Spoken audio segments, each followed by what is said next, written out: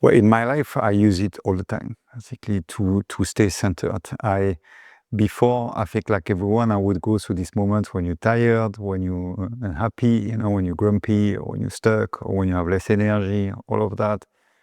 And sometimes I would think it's normal, no, it's this, or I didn't know exactly how to deal with it.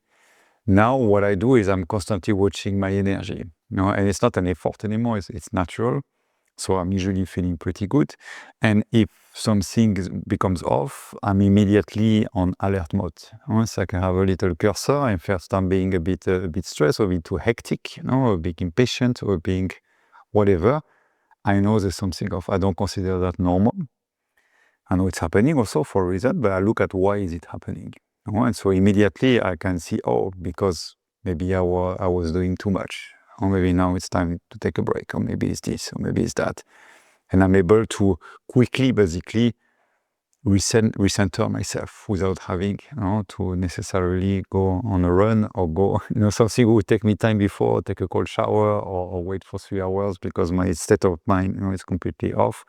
I can identify it, clear it, and come back to it. And I've been using that too much, meaning I was so good at hacking myself, my energies, that I would work more, until I realized the point is not also to be a perfect machine. It's also normal to have these states, this mood, and sometimes your brain or your body is just telling you it's enough. Like do something else, take a nap, go for a walk, go for all of that.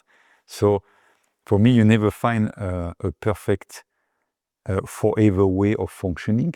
Really what you find, it's something that's adaptable, that can adapt. And this technique I have, the vortex, and it's not just the vortex, mainly this way of apprehending life, of looking at life and working with it, that is scalable, it's adaptable. Basically, it moves constantly with me, and that helped me go through all the challenges I have to go.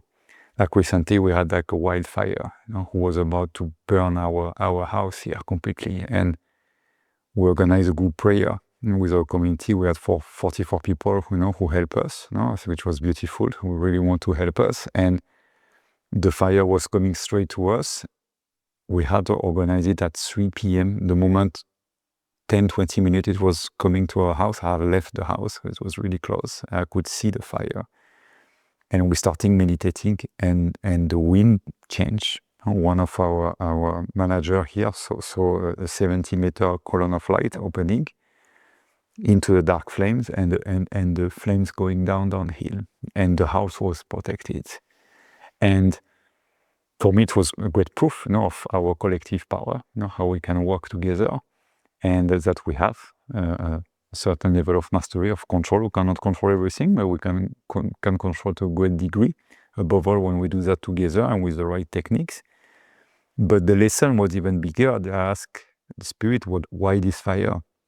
And so the lesson was really because we were going too fast. We have our new place, want to build a community, to build a village, and the fire told me, slow down. Now it's going to take a year for this, 6 months to a year for this to regrow. You have time to take for yourself. You're not in a rush for it. And my community was telling me, it's crazy how you already happy. People would be dejected because on the right it's all burned, in front of us it's all burned. And we were really happy with my wife because we understand why. When we understand a trauma, a problem, something happening to you, you don't have any real reason, to be upset. You're upset because we don't get it. We don't get why. And so this technique, this philosophy help you basically transmit really quick, even severe obstacles in a way, and you don't see them as obstacle anymore. You see them as tools that help you build even more gold, even more light in your life.